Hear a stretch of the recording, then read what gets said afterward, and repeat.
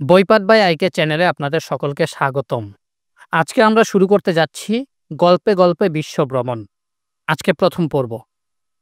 রাশেদ নামে একটি ছেলে বুয়েট থেকে গ্রাজুয়েশন শেষ করে বিসিএস পরীক্ষা দিতে চায়। রাশেদের মূলত ইচ্ছা ছিল জিআরই পরীক্ষা দিয়ে আমেরিকা যাবে। এমন সময়ে তার সাক্ষাৎ হয় ঢাকা বিশ্ববিদ্যালয়ের ইংরেজি বিভাগের তুখোর ছাত্র সোহানের সাথে। সোহান ইতিহাসে মহাপণ্ডিত। বিসিএস এর লিখিত পরীক্ষায় যে ৩০০ নাম্বার সাধারণ জ্ঞান বিষয়ে আসে এগুলো সোহানের জন্য একদম সহজ। তার সমস্যা হচ্ছে অঙ্ক এবং বিজ্ঞান। আবার রাশেদ সাধারণ জ্ঞানে খুব দুর্বল। তাই দুই মেধাবীর মাঝে একটা অলিখিত বোঝাপড়া হয় যে রাশেদ সোহানকে অঙ্ক আর বিজ্ঞান পড়াবে, আর সোহান রাশেদকে সাধারণ জ্ঞানে পণ্ডিত বানিয়ে ছাড়বে। যেহেতু দুজনেই মেধাবী, তারা সিদ্ধান্ত নিল কোনো কোচিংয়ে তারা যাবে না, নিজেরাই বইপত্র কিনে মৌলিক জ্ঞানের চর্চা করবে। কোনো সহজ টেকনিক অবলম্বন করে তারা বিসিএস ক্যাডার হতে চায় না। ইতিহাস, আন্তর্জাতিক সম্পর্ক এবং ভৌগোলিক জ্ঞান সংক্রান্ত বিষয়ে ওস্তাদ সোহান রাশেদকে বিসিএস পরীক্ষায় ভালো করার পাশাপাশি উপরের বিষয়গুলো সম্পর্কে সহজ ও জ্ঞানগর্ভ ধারণা দিতে শুরু করে। সাধারণ জ্ঞান নিয়ে সোহানের দাদাগিরি শুরু। দেখো রাশেদ, বিসিএস পরীক্ষায় সাধারণ জ্ঞানে ভালো করার জন্য খুব বড় মাপের পণ্ডিত হওয়ার দরকার নাই। লিখিত পরীক্ষায় আন্তর্জাতিক বিষয়ের উপর ১০০ নাম্বার আছে, আবার প্রিলিমিনারিতে ২০টার মতো এমসিকিউ আসে। তবে সাধারণ জ্ঞান সম্পর্কে একটা ক্লিয়ার আইডিয়া থাকার দরকার আছে, কারণ বাংলা ও ইংরেজি রচনা গুছিয়ে লেখার ক্ষেত্রে সাধারণ জ্ঞানের আশ্রয় নিতে হয়। আমি চাইব আমাদের আলাপ আলোচনাটুকু যারাই পড়বে তারা যে স্তরে ছাত্রছাত্রী হোক না কেন, তারা যাতে সহজে পুরো পৃথিবী সম্পর্কে একটা পরিষ্কার ধারণা পেতে পারে। মুদ্রা প্রণালী, রাজনৈতিক ইতিহাস এগুলো নিয়ে ছন্দের বইয়ের অভাব নেই বাজারে। আমি এমনভাবে আলোচনাটা করতে চাই যাতে করে সাধারণ জ্ঞানের সব জিনিসগুলোই অন্তরে গেঁথে থাকে, বারবার রিভিশন দেওয়ার দরকার যাতে না হয়। রাশেদ বলল, সেজন্যই তোমার শরণাপন্ন হওয়া। মুখস্থ বিদ্যা আমার একদম পছন্দ না। সবাই বলে সাধারণ জ্ঞান মুখস্থ করার জিনিস, কিন্তু আমি মুখস্থ না করে তোমার কাছ থেকে গল্পের আকারে সাধারণ জ্ঞানের সমস্ত তথ্য শিখতে চাই, যাতে করে পরীক্ষার আগের দিন সাধারণ জ্ঞান নিয়ে টেনশনে থাকতে না হয়। পরীক্ষার আগের দিন রিল্যাক্স করতে চাই আমি। সোহান বলল, তবে তাই হোক। পৃথিবীতে ৭টা মহাদেশ আছে। অ্যান্টার্কটিকা ছাড়া সব মহাদেশের রাজনৈতিক ইতিহাসই বিস্তারিত আলোচনা করব। আলোচনাটা শুরু করব আমরা আমেরিকা মহাদেশ নিয়ে। পৃথিবীর ২টা মহাদেশ পুরো আমেরিকা ভূখণ্ডে। রাশেদ থামিয়ে দিল। আমরা তো জানি ইতালীয় নাবিক কলম্বাস ১৪৯২ সালে স্পেনের রানী ইসাবেলার সহায়তায় প্রথমবার আমেরিকার ভূখণ্ডে পা রাখেন। আজকের স্পেনে প্রায় ৭০০ বছর যাবৎ মুসলিম শাসন ছিল। ১৪৯২ সালে জানুয়ারি মাসের মুসলিমদের পতন হয়। স্পেনের রানী ইসাবেলা পুরো ইউরোপের মধ্যে সবচেয়ে শক্তিশালী হয়ে ওঠেন। তারই পৃষ্ঠপোষকতায় সান্টা মারিয়া, পিন্টা ও নিনা এই ৩টি জাহাজ নিয়ে কলম্বাস টানা ৩ মাস ক্লান্তিকর জার্নি করে আমেরিকার ভূখণ্ডে পা রাখেন। ইউরোপিয়ানরা খোঁজ পেল আমেরিকার। তার আগের ইতিহাস আমরা আসলে জানব কিভাবে, সেটাও তো জানা দরকার। সোহান বলল, ঠিক তাই। কলম্বাসের আমেরিকা আবিষ্কারের পূর্বের কাহিনীটাও জানতে হবে। কিছু ভুল ধারণা খণ্ডন করা হবে। কলম্বাস পূর্ববর্তী আমেরিকার সন্ধানে। রাশেদ, একটা কথা তোমাকে জানতে হবে স্পষ্ট করে। বিশাল ২ আমেরিকা মহাদেশকে অনেকে নিউ ওয়ার্ল্ড বলে থাকে। ভাবখানা এমন যে কলম্বাসই হচ্ছে আমেরিকার মুক্তিদাতা। আমেরিকাকে সভ্য করে তুলেছে বোধহয় ইউরোপিয়ানরা। জিনিসটা একদম ডাহা মিথ্যা কথা। কলম্বাস আমেরিকা পদার্পণের সময় অন্তত ৮ থেকে ১০ কোটি লোক ২ মহাদেশে বাস করত বলে ঐতিহাসিকদের ধারণা। ৩টা বিখ্যাত সভ্যতা ছিল আমেরিকার মাটিতে। ও আচ্ছা, তুমি কি জানো ১৯৮৬ সালে ফুটবলার ম্যারাডোনা ইংল্যান্ডের বিরুদ্ধে হাতে গোল দিয়েছিল যে স্টেডিয়ামে, তার নাম কি? রাশেদ বলল, আমি জানি। ১৯৮৬ সালের বিশ্বকাপ হয়েছিল মেক্সিকোতে। এর বেশি তো আমি জানি না। আমি বলছি তাহলে, সেটা ছিল মেক্সিকোর বিখ্যাত আইজ্যাক স্টেডিয়ামে। স্টেডিয়ামের নাম আইজ্যাক হওয়ার অর্থ হচ্ছে মেক্সিকোতে একটি সভ্যতা ছিল যার নাম হচ্ছে আইজ্যাক সভ্যতা। এই সভ্যতার নামেই স্টেডিয়ামটির নামকরণ করা হয়েছে। এই মহান সভ্যতাকে ধ্বংস করেছে স্প্যানিশরা। ঠিক তেমনি আরেকটা সভ্যতা ছিল মধ্য আমেরিকার গুয়াতেমালা উপকূল জুড়ে, সেটা হচ্ছে মায়া সভ্যতা। তাদের লিখিত রূপ ছিল হায়ারোগ্লিফ। মায়া সভ্যতাটা ছিল অনেক পুরনো। ইউরোপিয়ানরা যাওয়ার পূর্বেই সে সভ্যতা ধ্বংস হয়েছিল। দক্ষিণ আমেরিকার আন্দিজ পর্বতমালার বিস্তীর্ণ উপকূল জুড়ে ছিল ইনকা সভ্যতা। পেরু এবং চিলি ছিল ইনকা সভ্যতার কেন্দ্রভূমি। প্রাকৃতিক সপ্তাশ্চর্যের তালিকায় স্থান পাওয়া মাচ্চু পিচ্চি মন্দিরটি পেরুতে অবস্থিত। এই সভ্যতাকেও ধ্বংস করে স্প্যানিশরা। কলম্বাস যাওয়ার আগে মায়া, আইজ্যাক ও ইনকা এই তিনটা স্বয়ংসম্পূর্ণ সভ্যতার খোঁজ পাওয়া যায় আমেরিকায়। তাই আমরা বলতে পারি কলম্বাসের পূর্বে আমেরিকায় উন্নত জীবনযাপনের অধিকারী নগর সভ্যতা ছিল। শুধু যে পশু শিকারী ও যাযাবর লোকজন বাস করত তা কিন্তু নয়। রাশেদ বলল, আমার দুটি প্রশ্ন। আমেরিকার লোকজনের বসতি কিভাবে শুরু হলো? আর বিভিন্ন পরীক্ষায় একটা প্রশ্ন আসে, সেটা হলো এশিয়া থেকে আমেরিকাকে পৃথক করার প্রণালী কোনটি? সে সম্পর্কে আমাকে বিস্তারিত বলো। ভালো কথা। তুমি মানচিত্রের দিকে তাকালে দেখতে পারবে আমেরিকার সর্ব উত্তরে রাজ্য আলাস্কার পশ্চিম সীমানা বরাবর একটা জলপথ আছে। জলপথটার ওপারে অংশটুকু হচ্ছে রাশিয়া। রাশিয়া একটা ইউরেশিয়ার দেশ, মানে এই দেশটা এশিয়া ও ইউরোপ দুই মহাদেশেই পড়েছে। ৮২ মাইল দীর্ঘ এই জলপথটাই হচ্ছে বেরিং প্রণালী। রাশিয়ার উক্ত অঞ্চলটি এশিয়া মহাদেশের অন্তর্গত। এজন্যই বলা হয় এশিয়া থেকে আমেরিকাকে পৃথক করেছে বেরিং প্রণালী। ঠিক তেমনি আমেরিকা ও রাশিয়ার মধ্যকার বিভাজনকারী প্রণালী হলো এই বেরিং প্রণালী। আর লোকজনকে বসতি নিয়ে আসলে সুনির্দিষ্ট কোনো সিদ্ধান্তে আসা অসম্ভব। তবে নৃতাত্ত্বিকদের মতে একসময় বেরিং প্রণালী দিয়ে এশিয়ার লোকজন আমেরিকায় যেত। হতে পারে পূর্ব এশিয়া তথা চীন, জাপান, কোরিয়া ও মঙ্গোলিয়ার বাসিন্দারা আমেরিকার লোকজনের আদি বংশধর। এগুলো কিন্তু অনুমান নির্ভর কথা। রাশেদ বলল, আজকে এ পর্যন্তই থাকুক। সোহান বলল, আজকের আলাপ শেষ হওয়ার আগে বলে যেতে চাই, যা হোক সবে তো শুরু। পৃথিবীর ইতিহাসে সমস্ত আলোচনাই করব তোমার সাথে। সোহান আরও বলল, তোমাকে আমি বলবো আমেরিকার ঘৃণ্য দাস ব্যবসা ও তার নির্মূল প্রক্রিয়া। মধ্য আমেরিকার ক্যারিবিয়ান দ্বীপপুঞ্জ বলতে কোন এলাকাকে বোঝায়? ক্যারিবিয়ান অঞ্চলের লোকজন কালো কেন? তাদের বংশধর কারা? এগুলো আলোচনা করব। কিভাবে সাইমন বলিভার নামে একটা লোক 4টি দেশের জনক হয়? উত্তর আমেরিকা, মধ্য আমেরিকা আর ল্যাটিন আমেরিকার বহু কিচ্ছা শোনাবো কাল থেকে। হয়তো বিসিএস পরীক্ষার জন্য সব রকমের তথ্য দরকার নাও হতে পারে, কিন্তু ওই অঞ্চলটা সম্পর্কে তুমি জেনে গেলে সব তথ্য হেসে খেলে। রাশেদ বলল, তথাস্থ। আমেরিকার মাটিতে কলম্বাসের আগমনের মাহেন্দ্রক্ষণ। সময়টা 1492 সাল। স্পেনের মাটি থেকে মুসলিম শাসনের অবসান হয়েছে এই বছর। প্রায় 700 বছর ব্যাপী মুসলিম শাসন উৎখাত করার জন্য বহুদিন যাবৎ ফন্দি আটছিলেন স্পেনের রানী ইসাবেলা। 1469 সালে তিনি আরাগনের রাজা ফার্দিনান্দকে বিয়ে করে নিজের শক্তি বাড়ান। মুসলমানরা সবকিছু হারিয়ে কেবল গ্রানাডাতে আশ্রয় নিয়েছিল। সুলতান দ্বাদশ মোহাম্মদ বিনা যুদ্ধে আত্মসমর্পণ করলেন। ইউরোপের সবচেয়ে শক্তিধর শাসকে পরিণত হয়েছিলেন রানী ইসাবেলা। রাশেদ একটা প্রশ্ন জিজ্ঞেস করল, স্পেন সম্পর্কে একটা কথা বলা হয় যে এপ্রিলের 1 তারিখ নাকি গ্রানাডার সব মুসলমানকে মসজিদে জড়ো করে আগুন লাগিয়ে দিয়েছিল স্পেনের রানী ইসাবেলা।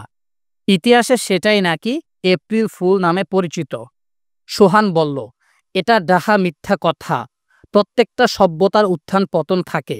স্পেনের শত শত বছর যাবৎ শাসন করার পরে স্বাভাবিকভাবেই মুসলিম সভ্যতা দুর্বল হয়ে পড়েছিল। স্পেনের প্রায় প্রত্যেক অঞ্চল থেকে বিতাড়িত হয়ে মুসলিমরা শুধু গ্রানাডাতে আশ্রয় নিয়েছিল। খ্রিস্টান রানী ইসাবেলা এই দুর্বল মুসলিম শাসনকে চিরতরে শেষ করে দিতে চাইলেন। সুলতান দ্বাদশ মোহাম্মদ জানতেন তিনি ইসাবেলার সাথে পারবেন না, তাই তিনি আত্মসমর্পণ করেছিলেন। এপ্রিল ফুলের মতো কোনো ঘটনাই ঘটেনি। রাশেদ বলল, তাহলে আজকের স্পেন প্রায় মুসলিম শূন্য কেন? স্পেন মুসলিম শূন্য হয়ে পড়ার কারণ হচ্ছে ইসাবেলা মুসলিমদেরকে 2টি অপশন দিয়েছিল, হয় তোমরা খ্রিস্টান হও, নয়তো স্পেন ছেড়ে চলে যাও। 2টি অপশনই গ্রহণ করেছিলেন মুসলিমরা। অধিকাংশ স্পেন ছেড়ে চলে যায় আর বাকিরা ধর্মান্তরিত হয়। এভাবেই ১০০ বছরের মধ্যে স্পেন মুসলিম শূন্য হয়ে পড়ে। সে যাই হোক, আমরা আমাদের আলোচনা চালিয়ে যাই। ইউরোপে তখন জনসংখ্যা বাড়ছিল ব্যাপক হারে। জমিতে চাষ করে যে কৃষক, তার দুর্দশার অন্ত নেই।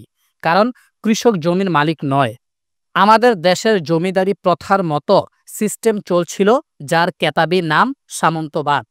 পুরো ভারতবর্ষ আর চীন থেকে মহামূল্যবান মশলা যায় ইউরোপে, যার একচেটিয়া অধিকার ইতালির ভেনিস নগরের ব্যবসায়ীগণের কাছে। ইদানিং তুরস্কে ওসমানিয়া খেলাফত প্রতিষ্ঠা হবার কারণে ভেনিসের আধিপত্য খর্ব হচ্ছিল। স্পেনের রানী ইসাবেলা ভাবলেন, ভারতবর্ষ যাবার জলপথ আবিষ্কার করতে পারলে মশলা ব্যবহারের বদলতে স্পেন হবে সবার সেরা। দরকার নেই ভূমধ্যসাগর দিয়ে তুরস্ককে ভয় পেয়ে ভারতবর্ষে যাবার, সরাসরি জলপথ আবিষ্কার করতেই হবে। ঠিক এমন সময়ে কলম্বাসের আবির্ভাব। কলম্বাস একজন ইতালীয় নাবিক। ইতালির জেনোয়া নগরীতে তার জন্ম হয় ১৪৫১ সালে। বেচারা ভারতবর্ষে যাবার সমুদ্রপথ আবিষ্কার করার জন্য পর্তুগালের রাজার দরবারে ঘুরলেন বহুদিন। কেউ তাকে পাত্তা দেয়নি। অবশেষে স্পেনের রানী ইসাবেলা তাকে অনুমতি দিলেন। ৩টি জাহাজে ৮৭ জন নাবিক নিয়ে কলম্বাস রওনা দিলেন ভারতবর্ষ যাওয়ার জলপথ আবিষ্কার করতে। পৃথিবী যেহেতু গোল, তাই কলম্বাস চিন্তা করলেন তিনি সরাসরি পশ্চিমে চলে যাবেন। ভারতবর্ষের সন্ধান তিনি পাবেনই। কলম্বাসের সহযাত্রীরা অধিকাংশই বেকার সৈনিক ও দাগী আসামি। জেলে পচে মরার চেয়ে সাগরে ডুবে মরাই তাদের কাছে বেশি আরামের। রানী ইসাবেলা নিজেও বোধ হয় কলম্বাসের যাত্রার ব্যাপারে আশাবাদী ছিলেন না। ১২ই অক্টোবর ১৪৯২। পৃথিবীর ইতিহাসের সম্ভবত সবচেয়ে গুরুত্বপূর্ণ তারিখগুলোর একটি। ৭০ দিন যাবৎ আটলান্টিক মহাসাগরে ভাসতে ভাসতে অবশেষে জলপথে দেখা পেলেন কলম্বাস। কলম্বাস ভাবলেন তিনি পেয়ে গেছেন তার কাঙ্ক্ষিত ভারতবর্ষ, কিন্তু আসলে তিনি আবিষ্কার করে ফেলেছেন ইউরোপের চেয়ে ১০ গুণ বড় বিশাল ২ মহাদেশ। কলম্বাস যেখানে নেমেছিলেন সেটা ছিল বর্তমান ক্যারিবিয়ান সাগরের বাহামা দ্বীপপুঞ্জে। স্থানীয় লোকজন তো সাদা চামড়ার লোক দেখে অবাক। কলম্বাসকে সম্মান জানিয়ে ক্যারিবিয়ান দ্বীপপুঞ্জকে এখনও পশ্চিম ভারতীয় দ্বীপপুঞ্জ বলে অবহিত করা হয়। কলম্বাসই প্রথম জায়গাটার নাম করেন ওয়েস্ট ইন্ডিজ নামে। ওয়েস্ট ইন্ডিজ মূলত কতগুলি দ্বীপ সমষ্টির নাম। এর অবস্থান ক্যারিবিয়ান সাগরে। সোজা কথা, কলম্বাস ভারতবর্ষ আবিষ্কার করতে গিয়ে ভুলক্রমে আবিষ্কার করে ফেলেছিলেন আমেরিকা। কলম্বাসের আমেরিকা আবিষ্কার নিয়ে যত ঝামেলা। সোহান বলতে লাগলো, আমেরিকা কলম্বাস আবিষ্কার করেছেন ভারতবর্ষ আবিষ্কার করতে গিয়ে। এটা যেমন সত্যি, ঠিক তেমনি তিনি আজকের আমেরিকার কিছুই আবিষ্কার করেন নাই, এটাও সত্যি। রাশেদ বলল, তাহলে আমেরিকার আবিষ্কারক কলম্বাস নয়? বেচারা কলম্বাস। এতদিন ভাবতাম ভারতবর্ষ না হোক, লোকটা তো অন্তত আমেরিকা আবিষ্কার করেছে। এখন দেখছি তুমি অন্য ইতিহাস বলছ। সোহান বলল, আসলে কলম্বাস প্রথম নামলেন বাহামা দ্বীপপুঞ্জে, যেটা বর্তমান মধ্য আমেরিকায়, যেটা বর্তমান আমেরিকার মিয়ামির খুব কাছাকাছি। কিন্তু কলম্বাস ওদিকে যাননি। আর তোমাকে আমি যে সব তথ্যবলি দিচ্ছি, তোমার উচিত হবে মানচিত্র নিয়ে বসা। মানচিত্রে তুমি দেখতে পাবে উত্তর আমেরিকার সবার উপরে দেশটির নাম কানাডা, তার নিচ বরাবর আমেরিকা, তার এক চিরতে নিচ বরাবর মেক্সিকো। রাশেদ বলল, তাহলে কি কলম্বাস এই ৩ দেশের একটা তো জাননি? রাইট, আমি সেটাই বলতে চাচ্ছিলাম। আটলান্টিক পাড়ি দিয়ে নতুন ভূখণ্ড আবিষ্কার করার জন্য কলম্বাস অবশ্যই নমস্য, কিন্তু বর্তমান আমেরিকা মহাদেশ সহ ল্যাটিন আমেরিকার কোথাও তিনি যাননি। মোট ৪ বার তিনি আমেরিকা মহাদেশে অভিযান চালান। তুমি মানচিত্র নিয়ে বসলে দেখতে পাবে মেক্সিকোর নিচে আর ইকুয়েডর কলম্বিয়ার উপরের ডান পাশের অংশটুকুই মধ্য আমেরিকা নামে পরিচিত। কলম্বাসের প্রতি সম্মান দেখিয়ে এসব এলাকাগুলোকে পশ্চিম ভারতীয় দ্বীপপুঞ্জ নামেও অবহিত করা হয়। ক্যারিবিয়ান অঞ্চল নামেও পরিচিত এইসব অঞ্চলগুলো। ক্রিকেটে ওয়েস্ট ইন্ডিজ বলে যে দেশটাকে আমরা চিনি, আদতে ওয়েস্ট ইন্ডিজ নামে কোনো দেশ নেই। ১৩টি ক্ষুদ্র ক্ষুদ্র দেশ ওয়েস্ট ইন্ডিজের পতাকা তলে ক্রিকেট খেলে। রাশেদ বলে উঠল, ক্যারিবিয়ান অঞ্চল মানেই তো ক্রিকেট, আর ক্যারিবিয়ান ক্রিকেট মানেই তো Brian Lara, sir Garfield Sobers, Desmond Haynes, Vivian Richards, Malcolm martial, Courtney Walsh সহ আরও কত কিংবদন্তির নাম। রাশেদ জিজ্ঞেস করল, আচ্ছা, এ তো বড় আজব কথাবার্তা যে আমেরিকা আবিষ্কার করলেন ইতালীয় নাবিক কলম্বাস স্পেনের রানীর আনুকূল্যে। তাহলে আমেরিকার ভাষা স্প্যানিশ না হয়ে ইংরেজি কেন হলো? আর ক্রিকেট হলো ব্রিটিশদের খেলা। তাহলে কখন ব্রিটিশরা আসলো ক্যারিবিয়ান দ্বীপপুঞ্জে। সোহান বলল, তোমার সব প্রশ্নের উত্তরই তুমি ধীরে ধীরে পাবে, একটু ধৈর্য ধরো। এসব অভিযানের শুরুতে ব্রিটিশরা ছিল না সত্যি, কিন্তু পরে তাদের শৌর্যবীর্যের কাছে হার মানে সবাই। সে গল্প অচিরেই হবে। যাই হোক, তোমাকে আর একটা জিনিস জানিয়ে রাখি। স্পেনীয় সাহায্যে কলম্বাস যখন নতুন ভূখণ্ড আবিষ্কার করে ফেলল, পর্তুগাল তো হিংসায় জ্বলে পুড়ে অস্থির। কারণ পর্তুগাল তো নৌবিদ্যায় পারদর্শী ছিল সবচেয়ে বেশি। এই ফাঁকে ভারতে আসার জলপথ আবিষ্কার করে ফেললেন আরেক পর্তুগিজ নাবিক, ভাস্কো দা গামা। স্পেন এবং পর্তুগাল এই দুটি দেশ একে অপরকে টেক্কা দিতে চাইল, বর্তমানে যেটা করে আমেরিকা ও চীন। আমরিগু ভেসপুচি নামে এক ইতালিয়ান নাবিক প্রথমে ভুল বাংলেন সবার। তিনিও পর্তুগালের পক্ষে সমুদ্র অভিযানে নেমেছিলেন। বললেন, কলম্বাস যেটা আবিষ্কার করলেন সেটা ভারতে আসার জলপথ না হলেও সেটা অত্যন্ত গুরুত্বপূর্ণ এক ভূখণ্ড, এক নতুন মহাদেশ। তার নামের প্রতি সম্মান দেখিয়ে এটার নামকরণ করা হয় আমেরিকা। ডাকাতের মতো পুরো আমেরিকা মহাদেশ চষে বেড়ালো স্পেন এবং পর্তুগাল। একটার পর একটা দেশ তাদের কবজায় এলো। ধ্বংস হয়ে গেল মেক্সিকোর অ্যাজটেক সভ্যতা, পেরু ও চিলির ইনকা সভ্যতা। পরবর্তী 500 বছর তুমি যে সাম্রাজ্যবাদের ইতিহাস পড়বে, মনে রেখো আধুনিক সাম্রাজ্যবাদ শুরু করেছিল স্পেন এবং পর্তুগাল, শুধুমাত্র তাদের নৌবিদ্যা দিয়ে। নৌবিদ্যার সাহায্যে বড় বড় ভূখণ্ড আবিষ্কারের ব্যাপারে মুসলমানরা কিছুই করতে পারেনি বিদায় মুসলমানদের হাত থেকে সভ্যতা ফসকে যায়। এর আগে একটা ঘটনা ঘটেছিল 1494 সালে। স্পেন যখন 1492 সালে আমেরিকা আবিষ্কার করে ফেলে, তখন তার প্রতিদ্বন্দ্বী পর্তুগালও আমেরিকা অভিযানে বের হতে চাইল। বিশ্বে তখন এই দুইটা দেশই সমুদ্র অভিযানের ক্ষমতা রাখে। এখন তাদের দুজনের মধ্যে যদি আবার সংঘর্ষ হয়, তাহলে দুজনেরই ক্ষতি। পোপের শরণাপন্ন হলো তারা। 1494 সালে দু দেশের মধ্যে একটা চুক্তি হয়। চুক্তিটা ট্রিটি অব টরডেসিলাস নামে পরিচিত। একটা জ্যামিতিক ম্যাপ মেনে দু দেশের মধ্যে ভাগাভাগি সম্পন্ন হয়। স্পেনের ভাগ্যে পড়ে অনেক দেশ ও ভূখণ্ড। পর্তুগাল গোস্বা করে, তবে তার ভাগ্যে পড়ে বিশাল দেশ ব্রাজিল। রাশেদ আবার বলে উঠল, এজন্যই তো বোধ হয় ব্রাজিলের ভাষা পর্তুগিজ। আবার পর্তুগাল ফুটবল দলকে বলা হয় ইউরোপের ব্রাজিল। সোহান বলে উঠল, বাকি চিন্তাটাও করে ফেলো। ব্রাজিল ছাড়া যেহেতু সমস্ত মধ্য আমেরিকা ও ল্যাটিন আমেরিকা স্পেনের ভাগ্যে পড়েছিল, তাই ওই সব দেশের ভাষা স্পেনিশ। গাইড বই থেকে মুখস্থ করার কষ্ট কমিয়ে দিলাম দলিল সহ। ক্যারিবিয়ান অঞ্চল, কানাডা, আমেরিকা আর ফ্রেঞ্চ গায়ানার মাতৃভাষা নিয়ে অল্প একটু জটিলতা আছে, সেগুলোও বলবো।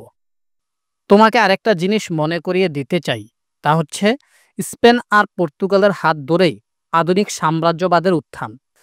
এই দুই দেশের পর সমুদ্র অভিযানে নামল নেদারল্যান্ড, ডেনমার্ক, সুইডেন, এসব দেশগুলো। পরে আবার নৌশক্তিতে বলীয়ান হয়ে উঠল ফ্রান্স ও ব্রিটেন। দ্বিতীয় বিশ্বযুদ্ধের পর নতুন শক্তি হলো আমেরিকা ও সোভিয়েত ইউনিয়ন। 90-এর শুরুতে সোভিয়েতের পতনের পর একক পরাশক্তি হিসেবে আমেরিকার জয়যাত্রা শুরু। আবার বর্তমানে চীন টেক্কা দিতে চায় আমেরিকাকে। রাশেদ বলে উঠল, এজন্যই তো সাধারণ জ্ঞানের বইয়ে আমরা যখন পড়ি একটা দেশ কোন দেশের উপনিবেশ ছিল, আমরা সাম্রাজ্যবাদী দেশটির নাম হিসেবে ঘুরে ফিরে ওইসব দেশের নামই পাই। রাইট, তুমি ঠিক বলেছ রাশেদ। পরের রাজ্য লুট করে খাওয়া ইউরোপীয়রা জায়েজ করে নিয়েছিল। তারা ভাবত তারা সভ্য মানুষ, তাদের অধিকার আছে এসব কালো আদমি নাঙ্গা বুখাদের দেশ দখল করার। আমাদের বিদ্রোহী কবি কাজী নজরুল ইসলাম একটা কবিতা লিখেছিলেন ব্রিটিশদের লক্ষ্য করে, পরের মুলুক লুট করে খায়, ডাকাত ওরা ডাকাত, ওদের তরে বরাদ্দ বাই, আঘাত শুধু আঘাত। সে যাই হোক, পুরো আমেরিকা মহাদেশের অধিকাংশই যেহেতু স্পেনিশ কলোনি ছিল, তাই ব্রাজিল বাদে সবগুলো দেশের মাতৃভাষা স্পেনিশ।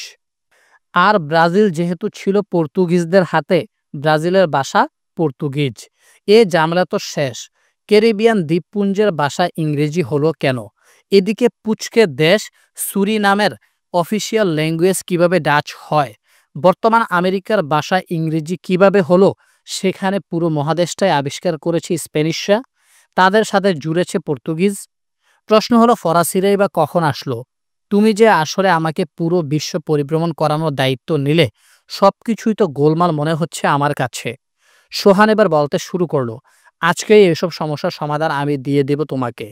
কলম্বাসের পদার্পণের পর থেকে এসব এলাকার ইতিহাস জানতে হলে তোমাকে অবশ্যই ইউরোপের ইতিহাস জানতে হবে। কারণ ইউরোপীয়রাই এসব দেশের মানচিত্র, জীবনযাত্রা বারংবার উলটপালট করেছে। তোমাকে এখন আমি একটু ইউরোপের অবস্থার কথা বলবো। রাশেদ বলল, ওকে। দেখো, ইউরোপের নেতৃত্বে যখন আমেরিকার এসব পরিবর্তন হচ্ছে, পর্তুগিজরাও ব্রাজিল দখল করলো। পরবর্তী পুরো ১০০ বছর অন্যান্য ইউরোপীয় শক্তিশালী রাষ্ট্রগুলো চুপচাপ থাকলো।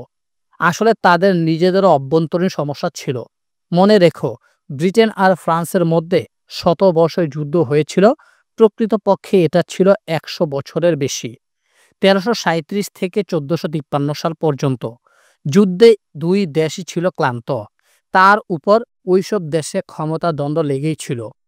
ইউরোপের ইতিহাস নিয়ে আলোচনায় আমি এগুলো তোমার সাথে আলোচনা করব। তবে জেনে রেখো, স্পেন এবং পর্তুগালের মাতুব্বরিতে প্রথম হস্তক্ষেপ করে নেপোলিয়নের দেশ ফ্রান্স।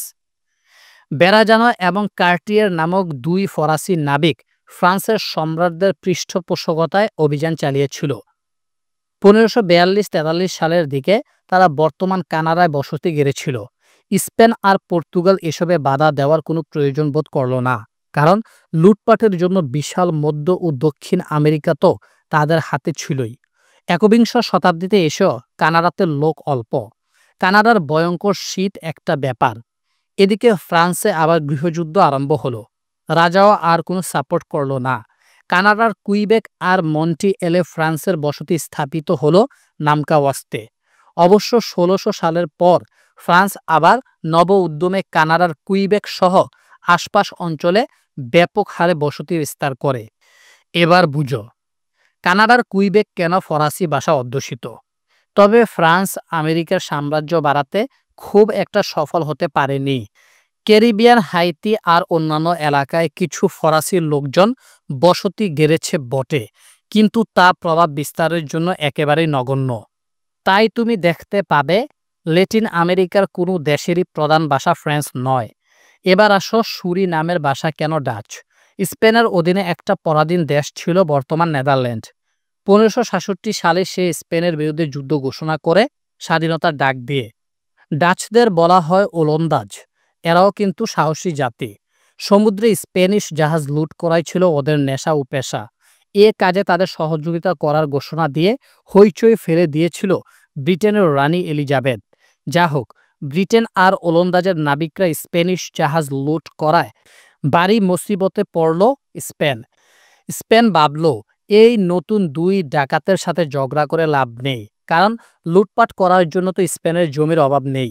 সে নেদারল্যান্ডের সাথে সন্ধি করে সুরিনামের মালিকানা তাকে দিয়ে বলল, তুমি বাপু আমেরিকা মহাদেশে কিন্তু আর আসতে পারবে না বলে দিলাম, তুমি এশিয়ার দিকে নজর দাও। নেদারল্যান্ড মেনে নিল। স্পেনের সাথে আর ঝামেলায় সে যায় নাই। নেদারল্যান্ড পরবর্তীতে দখল করল বিশাল ইন্দোনেশিয়া।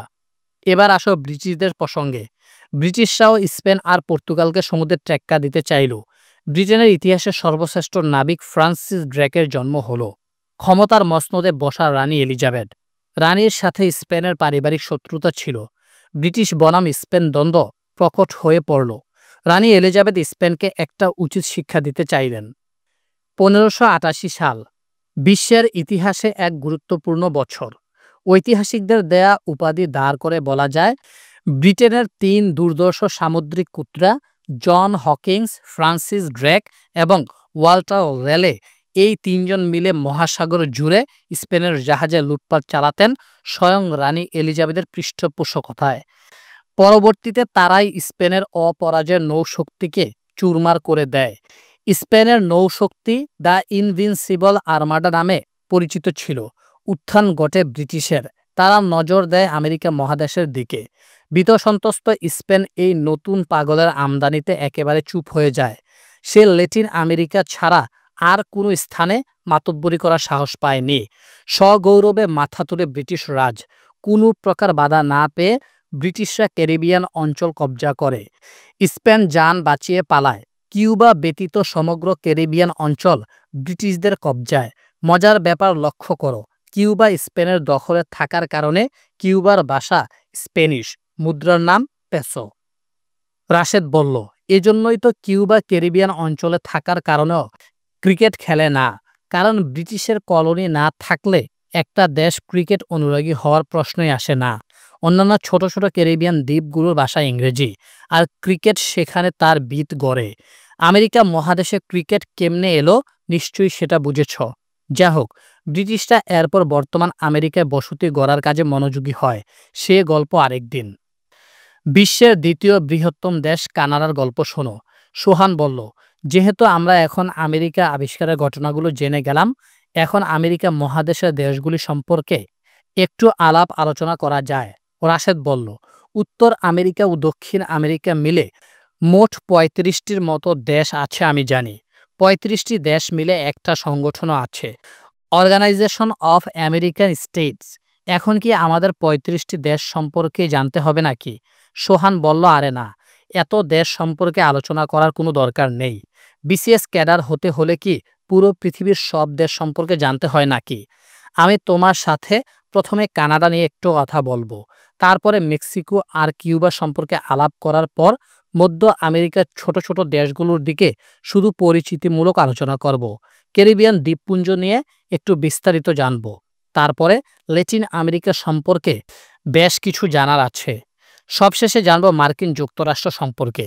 মার্কিন যুক্তরাষ্ট্র সম্পর্কে অনেক কিছু জানতে হবে, কারণ বিসিএস, পিলি ও রিটেন পরীক্ষা সহ যে কোনো নিয়োগ পরীক্ষায় আমেরিকার অনেক খুঁটিনাটি বিষয় নিয়ে প্রশ্ন আসে। সোজা কথা, আমার আলোচনাটা এরকম হবে যাতে করে এসব দেশের সমস্ত তথ্য তোমার অন্তরে গেঁথে থাকে, মুখস্থ বিদ্যার প্রয়োজন না পড়ে। ঠিক আছে গুরু, তুমি যেটা ভালো মনে করো সেটাই হবে। লিলি ফুল ও ম্যাপল পাতার দেশ কানাডা। সোহান বলল, তুমি ইউরোপের সর্ব উত্তরের দিকে তাকাও। 5টি স্ক্যান্ডিনেভিয়ার দেশ আছে, সুইডেন, ডেনমার্ক, নরওয়ে, আইসল্যান্ড ও ফিনল্যান্ড। রাশেদ অবাক হয়ে বলল, আরে, কানাডার ইতিহাস জানার সাথে ইউরোপের স্ক্যান্ডিনেভিয়ান দেশগুলোর কি সম্পর্ক? মিস্টার রাশেদ, আমি তোমাকে প্রকৃত জ্ঞানের রাজ্যে নিয়ে যাব। কি করবে তুমি মুখস্থ বিদ্যা দিয়ে, যে বিদ্যা বারবার রিভিশন দিতে হয়? দেখো, আইসল্যান্ডের আরও উপরে বাম পাশে বিশাল দ্বীপ আছে একটা, যার নাম হচ্ছে গ্রিনল্যান্ড। রাশেদ বলল, হ্যাঁ, বিশ্বের সবচেয়ে বড় দ্বীপ হচ্ছে গ্রিনল্যান্ড, আর এটার মালিকানা হচ্ছে ডেনমার্কের হাতে। Very good. কলম্বাসের আমেরিকা আবিষ্কারের আরও 500 বছর আগে 1000 সালের দিকে আইসল্যান্ডের একদল অভিযাত্রী গ্রিনল্যান্ড থেকে আইসল্যান্ড ফেরার পথে জ্বরের কবলে পড়ে। তারা দিক হারিয়ে ল্যাব্রাডর সাগর পার হয়ে বর্তমান কানাডাতে পৌঁছে। ঐতিহাসিকদের মতে কানাডার নিউ ফাউন্ডল্যান্ড এলাকায় তারা বসতি স্থাপন করে। রাশেদ বলল, তাহলে তো বলা যায় আমেরিকা প্রথমে আবিষ্কার করে স্ক্যান্ডিনেভিয়ান দেশগুলো। সোহান জবাব দিল, এটা খানিকটা সত্যি, কিন্তু কানাডার এই অল্প একটু ভূখণ্ডে ইউরোপীয়দের আগমন বিন্দুমাত্র প্রভাব ফেলতে পারেনি আমেরিকায়। তারা কানাডায় এসেছে, আবার চলে গেছে, আবার এসেছে, কিন্তু তারা কোনো রাজনৈতিক কিংবা সামাজিক প্রভাব রাখতে পারেনি। বলা চলে অল্প বিস্তর কয়েকজন স্যাটেলার গ্রিনল্যান্ড হয়ে কানাডাতে বসতি গড়েছিল 1000 সালের দিকে। এর বাইরে আর কোনো আলোচনারই দরকার নেই।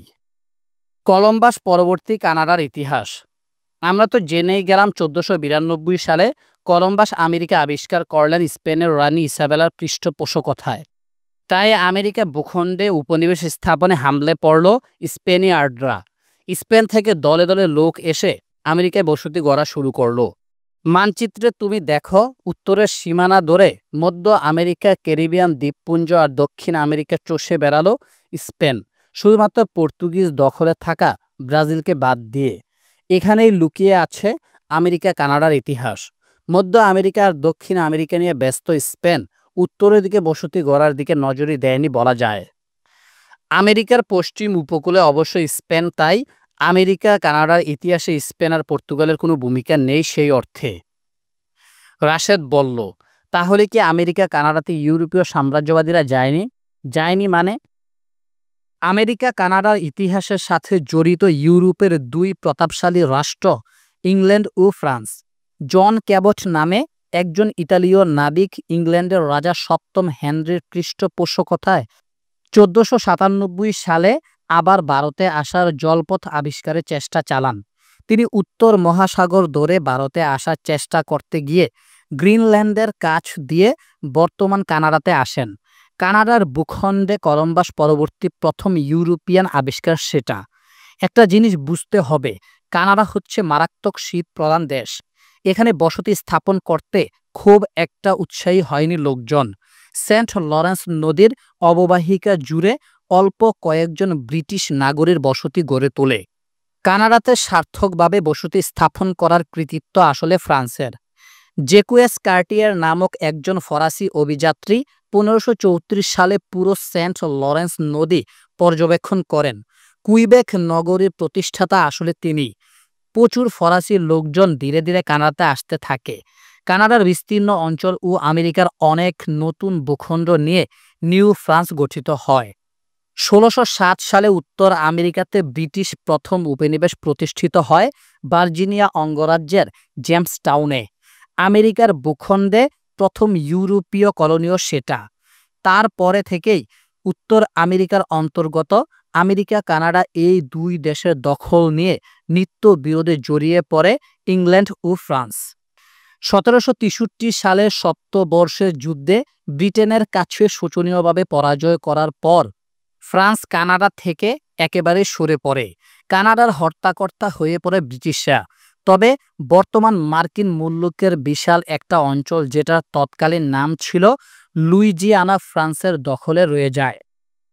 1803 সালে ফ্রান্সের সম্রাট নেপোলিয়ন লুইজিয়ানা প্রদেশটি আমেরিকার কাছে বিক্রি করে দিলে সমগ্র উত্তর আমেরিকা থেকে ফ্রান্সের দখলদারিত্বের অবসান হয়। 1776 সালে আমেরিকা স্বাধীন হলেও কানাডা ব্রিটেনের অধীনে থাকে। আমেরিকার স্বাধীনতা সংগ্রাম মূলত আমেরিকায় বসবাসরত ব্রিটিশদের সাথে তাদের পিতৃভূমির আদি ব্রিটিশদের সংগ্রাম। আমেরিকার কোনো স্থানীয় লোক কিন্তু ব্রিটিশের কাছ থেকে স্বাধীনতা অর্জন করেনি। পুরো উত্তর আর দক্ষিণ আমেরিকার অধিবাসী লোকজনকে তো জারে বংশে নির্মূল করেছে ইউরোপীয়রা। মিস্টার রাশেদ, এবার বলতো, আমেরিকা আর কানাডার মাতৃভাষা কি স্প্যানিশ হওয়া উচিত? অবশ্যই নয়। স্পেনের তো কোনো ভূমিকাই নেই। ফ্রান্সকে হটিয়ে ব্রিটিশরাই যেহেতু হয়ে উঠেছিল আমেরিকা কানাডার ভাগ্যবিধাতা, তাই এই দুই দেশের মাতৃভাষা হচ্ছে ইংরেজি। শুধুমাত্র কানাডার কুইবেক নগরীতে ফরাসি ভাষার একটু আধিপত্য আছে। কানাডা নিয়ে বাদবাকি আলাপ। সোহান বলল, কানাডার ইতিহাস আসলে একদম শান্ত ও নিস্তরঙ্গ পৃথিবীর প্রতিধ্বনি। কোনো কূট ঝামেলা নাই, কোনো যুদ্ধ বিগ্রহ নাই। এ যেন একেবারে পাড়ার মোড়ের ভদ্র ছেলেটির কিচ্ছা। রাশেদ বলল, ব্যাপারটা কি এরকম হতে পারে যে শক্তিধর আমেরিকার পাশে অবস্থান নেওয়ার কারণেই কানাডা পৃথিবীর কোনো দেশের সাথেই ঝামেলায় যায় নাই? কারণ বড় ভাই আমেরিকা তো পাশে আছেই। আসলে তাও নয়। কানাডা বিশাল দেশ, সে তুলনায় জনসংখ্যা একেবারেই সামান্য। সারা বিশ্বেই কানাডার একটা ভদ্র পরিচয় আছে। চলো আমরা এসব আলোচনা না করে ইতিহাসের দিকে একটু নজর দেই। 1763 সালে সপ্তবর্ষের যুদ্ধের পর কানাডা পুরোপুরি ব্রিটিশের দখলে আসে। তারপর কানাডার নিস্তরঙ্গ জীবনে একটু ঝামেলার সৃষ্টি হয়। 1812 সালে নবীন মার্কিন যুক্তরাষ্ট্র তৎকালীন বিশ্বের অন্যতম শ্রেষ্ঠ পরাশক্তি ব্রিটেনের বিরুদ্ধে যুদ্ধ ঘোষণা করে। আসলে ব্রিটেন আমেরিকাকে জ্বালিয়ে মারছিল বেশ কয়েক বছর যাবৎ। ইউরোপে তখন তাণ্ডব চালাচ্ছিল নেপোলিয়ন। ব্রিটেন চেয়েছিল আমেরিকা তার পাশে থাকুক। এটা তো সবাই জানে। ফ্রান্সের সহায়তায় আমেরিকা স্বাধীন হয়। তাহলে সে কিভাবে ফ্রান্সের বিরুদ্ধে যায়? ব্রিটেন আমেরিকার বাণিজ্যিক জাহাজগুলো আটকিয়ে দিল। ফ্রান্সের সাথে কিছুতেই তাকে ব্যবসায়িক সম্পর্ক স্থাপন করতে দিবে না। এ পরিস্থিতিতে মার্কিন যুক্তরাষ্ট্র 1812 সালের 18 জুন যুদ্ধ ঘোষণা করে এবং কানাডা আক্রমণ করে। যেহেতু কানাডা ছিল ব্রিটিশ কলোনি, কানাডার মাটিতে সামান্য রক্তপাতের একটি উদাহরণ সেটি। কানাডা শাসন করতে ব্রিটেন আর কোনো ঝামেলায় পড়েনি। 1867 সালে ব্রিটেন কানাডাতে পূর্ণ স্বায়ত্তশাসন দিয়ে দেয়। কানাডা পরিপূর্ণ স্বাধীনতা পায় 1982 সালে। অবশ্য সাংবিধানিকভাবে কানাডার সরকার প্রধান এখনও ব্রিটেনের রাজা বা রানী। কানাডার মুদ্রায় ব্রিটেনের রানীর ছবি আছে। কানাডার রাজধানীর নাম হচ্ছে অটোয়া। রাশেদ বলল, আমার মনে হয় কানাডাকে নিয়ে আর কোনো আলোচনা করার দরকার নাই।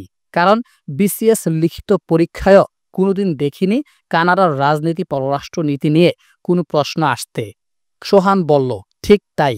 কানাডা সম্পর্কে যে তথ্যগুলো দিলাম সেগুলো কেবল সংগ্রহে রাখো। এবার মেক্সিকোর দিকে যাত্রা শুরু। উত্তর আমেরিকার অন্তর্গত মোট ৩টি দেশ যথা আমেরিকা, কানাডা ও মেক্সিকো, এই ৩টি দেশ নিয়ে মুক্ত বাণিজ্য অঞ্চল নাফটা গঠিত। নাফটা মানে North American free trade agreement. America ও কানাডা থেকে একটু পার্থক্য আছে মেক্সিকোর ইতিহাস। মেক্সিকো ছিল পুরোপুরি স্প্যানিশ কলোনি। কলম্বাস কর্তৃক ১৪৯২ সালে আমেরিকা আবিষ্কারের পর স্প্যানিশরা মেক্সিকো দখল করার অভিযানে নামে। আর স্প্যানিশ কলোনি মানেই তার ভাষা হচ্ছে স্প্যানিশ আর মুদ্রার নাম পেসো। স্প্যানিশ নারীরা ও পুরুষেরা যাকে যাকে মেক্সিকোতে পাড়ি জমাতে থাকে ১৫০০ সালের পর থেকে। মেক্সিকোতে তখন বিরাজ করছিল আইজ্যাক সাম্রাজ্যের শাসন। ১৫১৮ সালে স্প্যানিশ অভিযাত্রী হার্নান কর্টেজ মেক্সিকোর উদ্দেশ্যে যাত্রা শুরু করেন ৫০০ লোক ও ১১টি জাহাজ নিয়ে। ১৫১৯ সালের ফেব্রুয়ারিতে কর্টেজ মেক্সিকো পৌঁছেন। একটি জাহাজ রেখে বাকি সবগুলো জাহাজ তিনি জ্বালিয়ে দেন যাতে পিছু হটার কোনো সুযোগ না থাকে। মেক্সিকো শাসন করত তখন আইজ্যাক সাম্রাজ্যের শাসক মন্টেজুমা। স্থানীয় অধিবাসীদের মধ্যে বিভেদ সৃষ্টি করে ১৫২১ সালে হার্নান কর্টেজ আইজ্যাক সাম্রাজ্যের রাজধানী টেনোচটিটলান দখল করেন। মেক্সিকোর স্থানীয় অধিবাসীদের নিষ্ঠুরভাবে হত্যা করেন স্পেনিয়ার্ডরা। এভাবে মেক্সিকো পুরোপুরি স্প্যানিশ শাসনের অন্তর্ভুক্ত হয়। ১৮২২ সালে হার্নান কর্টেজ মেক্সিকোর গভর্নর নিযুক্ত হন। পুরো মেক্সিকোর অধিবাসী সমাজ বলতে আর কিছুই রইল না। স্প্যানিশ সভ্যতা ও সংস্কৃতির এক গুরুত্বপূর্ণ কেন্দ্র গড়ে ওঠে মেক্সিকোতে। প্রায় ৩০০ বছর স্পেনের অধীনে থাকে মেক্সিকো। ১৮০০ সালে ইউরোপে নেপোলিয়নের তাণ্ডব শুরু হলে স্পেন দুর্বল হয়ে পড়ে। মেক্সিকোতে স্বাধীনতা আন্দোলন তীব্র হয়। ১৮২১ সালের ২৪ আগস্ট মেক্সিকো স্বাধীন দেশ হিসেবে আত্মপ্রকাশ করে। ফুটবল বিশ্বকাপে মেক্সিকো ব্রাজিলের পরে সবচেয়ে বেশি সংখ্যক বার অংশ নিয়েছে। স্প্যানিশ ভাষায় কথা বলে এমন শহরের মধ্যে সবচেয়ে বড় শহর হচ্ছে মেক্সিকোর রাজধানী মেক্সিকো সিটি। ক্যারিবিয়ান দ্বীপপুঞ্জের দিকে একটু নজর। ছোট ছোট প্রায় ১৩টি দ্বীপপুঞ্জ নিয়ে ক্যারিবিয়ান অঞ্চল গঠিত। কলম্বাস প্রথমে এ অঞ্চলে পা রাখেন। তিনি প্রথমে এ অঞ্চলগুলোর নাম দেন ওয়েস্ট ইন্ডিজ বা পশ্চিম ভারতীয় দ্বীপপুঞ্জ। এ অঞ্চলগুলোর আরেকটু পরিচয় আছে, সেটা হলো ক্যারিবিয়ান দ্বীপপুঞ্জ হলো ক্রিকেটের মহাতীর্থ। বিশ্ব ক্রিকেটের কত রথী মহারথী যে এখানে জন্মেছেন তার কোনো ইয়ত্তা নেই। রাশেদ বলল, নিশ্চয়ই এখানে ইংরেজদের পদচারণা ঘটেছে, সেজন্য ক্রিকেটের জন্ম হয়েছে। অবশ্যই। শুধু তাই নয়, ক্যারিবিয়ান দ্বীপপুঞ্জের দেশগুলির রাজধানী ও মুদ্রার নাম মনে রাখতে হবে, কারণ এগুলো পরীক্ষায় আসে। তবে একটা সহজ টেকনিক আছে। যেহেতু এ অঞ্চলগুলি স্প্যানিশ অধ্যুষিত নয়, সেজন্য এ দেশগুলির মুদ্রার পেসো হতে পারে না। মাত্র ২টি দেশ কিউবা ও ডোমিনিকান প্রজাতন্ত্র স্প্যানিশ কলোনি হওয়ার এই ২ দেশের মুদ্রার নাম পেসো। আর বাদ বাকি সব দেশের মুদ্রার নাম হচ্ছে ডলার। এর মধ্যে আবার আরেকটা দেশ ব্যতিক্রম আছে, সেটা হচ্ছে হাইতি। হাইতি ফরাসি কলোনি হওয়ায় এর মুদ্রার নাম হচ্ছে গোর্দে। আসলে একটা দেশের ভাষা ও মুদ্রার নাম কি হবে এটা নির্ভর করে ওই দেশের অতীত ইতিহাসের উপর। ইতিহাস সম্পর্কে স্পষ্ট ধারণা থাকলে ছন্দ ব্যাপারীদের হাত থেকে মুক্তি পাওয়া যায়। আমি তোমাকে ক্যারিবিয়ান দেশগুলোর নাম ও তাদের রাজধানীর একটি তালিকা দিচ্ছি। Antigua and Bermuda, Saint John's, Bahamas, Nassau, Barbados, Bridgetown, Cuba, Havana, Dominican প্রজাতন্ত্র Santo Domingo, Dominica, Roseau, Grenada, Saint George's, Haiti, Port of Prince, Saint Kitts and Nevis, Basseterre, Saint Lucia, Castries, Saint Vincent and Grenadines, Kingstown, Trinidad and Tobago, Port of Spain. লক্ষ্য করো, Haiti ও Trinidad and টোবাগোর রাজধানী প্রায় একই রকম। এটা নিয়ে ঝামেলা হতে পারে, মনোযোগ দিয়ে পড়বে সেটা। কিউবার ইতিহাস। ক্যারিবিয়ান দ্বীপপুঞ্জের দেশ কিউবাকে নিয়ে পুরো পৃথিবীর বাম রাজনীতিবিদদের মনে রোমান্টিসিজমের কোনো অন্ত নেই। মার্ক্সবাদ লেনিনবাদের পূজারীদের চোখে কিউবা সাক্ষাৎ স্বর্গ। কিউবার অবিসংবাদিত নেতা ফিডেল ক্যাস্ট্রো বামদের কাছে স্বর্গ থেকে নেমে আসা এক দেবদূত। সেসব বিষয়ে আমি গল্পে গল্পে বিংশ শতাব্দী বইতে উল্লেখ করব। বিশেষত মুসলিম জেহাদিদের গ্রেফতার করে কুখ্যাত গুয়ান্তানামো বে কারাগারটির অবস্থানের জন্য কিউবা বিখ্যাত। আপাতত এটা জেনে রেখো, কিউবা ছিল একটা স্প্যানিশ উপনিবেশ। তার ভাষা ও মুদ্রা কি হবে সেটা বোধহয় আর ভুল হবে না। আমেরিকার ফ্লোরিডা উপকূল থেকে মাত্র ৯০ কিলোমিটার দূরে বর্তমান কিউবার অবস্থান। প্রায় ১০ লক্ষ স্প্যানিশ জনগোষ্ঠী কিউবাতে বসতি স্থাপন করেছে। মেক্সিকোর মতো কিউবাও হয়ে উঠেছিল স্প্যানিশ ভাষা ও সংস্কৃতির একটা গুরুত্বপূর্ণ অঞ্চল। স্পেনের অধীনে প্রায় ৪০০ বছর একটি পরাধীন দেশ হিসেবে শাসিত হয় কিউবা। দাস ব্যবসার এক জঘন্য স্থান ছিল কিউবা।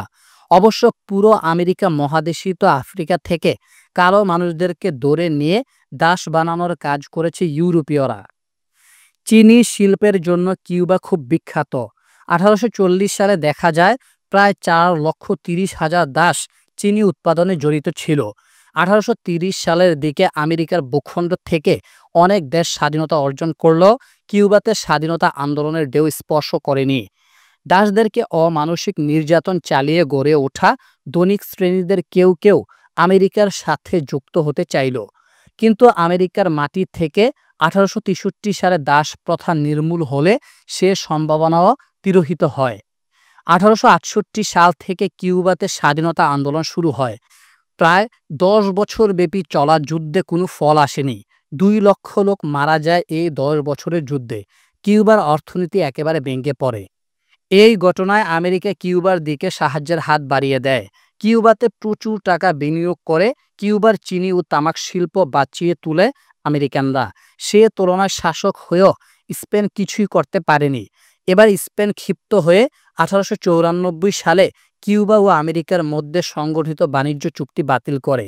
স্পেনের এই পদক্ষেপে আমেরিকা ও কিউবা উভয়ই অসন্তুষ্ট হয়।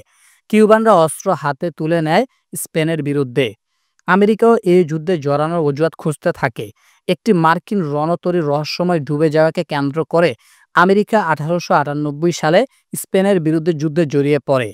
ইতিহাসে এটা স্প্যানিশ আমেরিকান যুদ্ধ নামে পরিচিত। যুদ্ধে পরাজিত হয়ে স্পেন কিউবা ছেড়ে চলে যায় ১৮৯৮ সালের ডিসেম্বরে। আমেরিকান বাহিনী ৩ বছর কিউবাতে অবস্থান করে। নতুন সংবিধান রচিত হয়।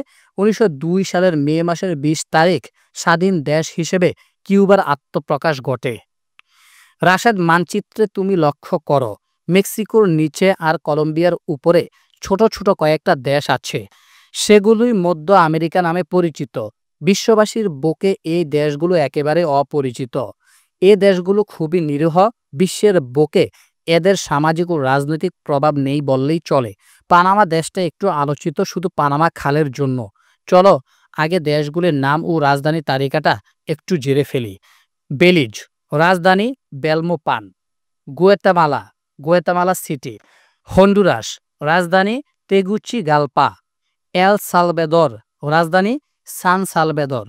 নিকারাগুয়া, রাজধানী মানাগুয়া। কোস্টারিকা, রাজধানী সান জোস।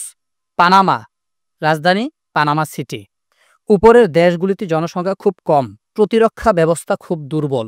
মধ্য আমেরিকার কোনো দেশটিতে কোনো স্থায়ী সেনাবাহিনী নেই, এরকম একটা প্রশ্ন কত নিয়োগ পরীক্ষায় যে এসেছে তার কোনো ইয়ত্তা নেই।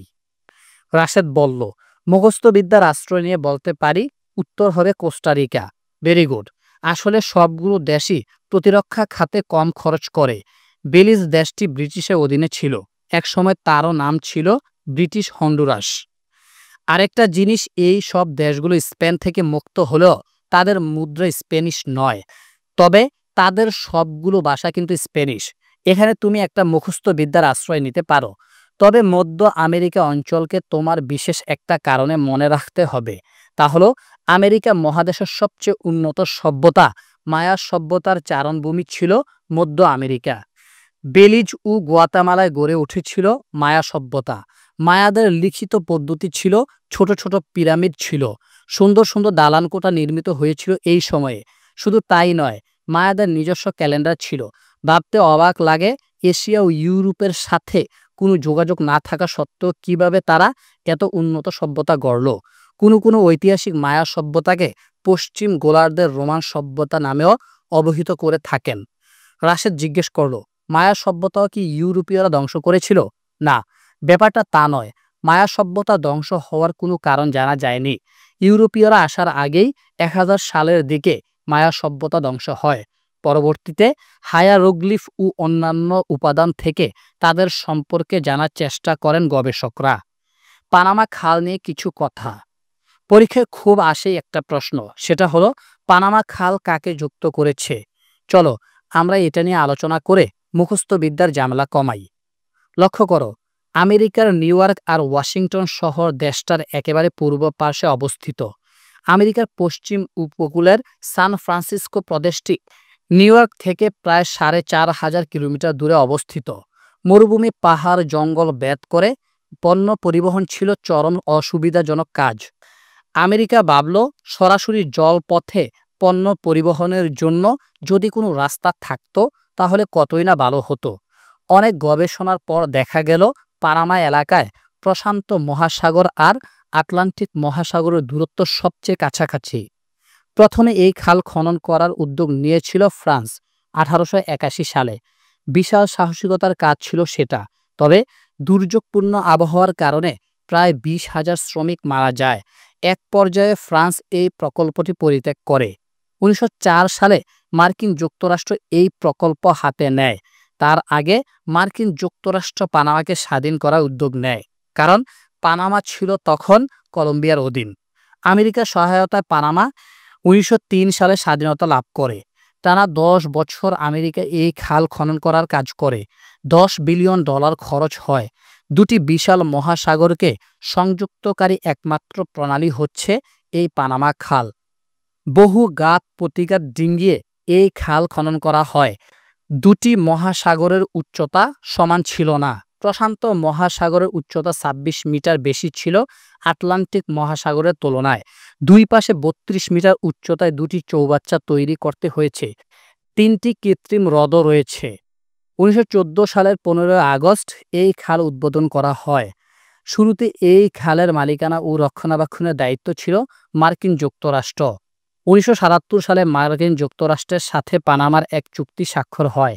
আরও 20 বছর আমেরিকার হাতে এর রক্ষণাবেক্ষণের দায়িত্ব থাকে। অবশেষে 1999 সাল থেকে পানামা এই খালের পূর্ণ মালিকানা পায়। তবে পানামা খালের এই রমরমা অবস্থা ভবিষ্যতে আর থাকবে না। নিকারাগুয়ার সাথে চীন একটি চুক্তি করেছে। নিকারাগুয়ার মধ্য দিয়ে এরকম একটা খাল করবে চীন, যেটা প্রশান্ত মহাসাগর ও আটলান্টিক মহাসাগরকে যুক্ত করবে। নিকারাগুয়ার কথা যখন এসেই পড়ল, তখন একটা কথা না বললেই নয়। নিকারাগুয়া সংক্রান্ত একটা প্রশ্ন প্রায় পরীক্ষায় আসে, সেটা হলো কন্ট্রা বিদ্রোহীদের নিয়ে। কন্ট্রা বিদ্রোহীরা 1979 সাল থেকে 1990 সাল পর্যন্ত নিকারাগুয়াতে খুব তৎপরতা চালিয়েছিল। স্নায়ুযুদ্ধের এই সময়টাতে সোভিয়েতের সহায়তায় কমিউনিস্ট সরকার ক্ষমতা নেয় নিকারাগুয়াতে। সেই সরকার উৎখাতের জন্য কন্ট্রা বিদ্রোহীদের ব্যাপক সহায়তা করে মার্কিন প্রেসিডেন্ট রোনাল্ড রিগানের প্রশাসন, যদিও শেষমেশ বিদ্রোহীরা সফল হয়নি। হন্ডুরাস নিয়ে একটা গল্প শুনে রাখো। 2014 সালে ফুটবল বিশ্বকাপ হয়েছিল ব্রাজিলে। সে বিশ্বকাপে খেলেছিল হন্ডুরাসও। বাংলাদেশ থেকে কিছু লোক পুচকে হন্ডুরাসকে টল করে ফেসবুকে সয়লাভ করে দিয়েছিল, we are crazy fans of Honduras. এই খবর পৌঁছে যায় হন্ডুরাসেও। তারা আসলে বুঝতেই পারেনি যে বাংলাদেশিরা আসলে টল করে হন্ডুরাসের সমর্থক সেজেছে। যা হোক, হন্ডুরাসবাসী বাংলাদেশকে শুভেচ্ছা জানায়। আমি তখন ঢাকা বিশ্ববিদ্যালয়ের মহসিন হলে থাকি। হন্ডুরাসের খেলা থাকলেই ক্যাম্পাসে এক বাড়তি বিনোদনের জোগাড় হতো। হন্ডুরাস প্রথম পর্ব থেকে বাদ পড়ার কারণে এসব হাসি তামাশার অবসান হয়। মধ্য আমেরিকা সম্পর্কে আসলে আর বেশি কিছু আলোচনা করার নেই। এই 7টি দেশ থেকে এমসিকিউ প্রশ্ন আসে না বললেই চলে। তুমি কেবল রাজধানী আর মুদ্রার নামগুলি একটু মুখস্থ করে রাখতে পারো।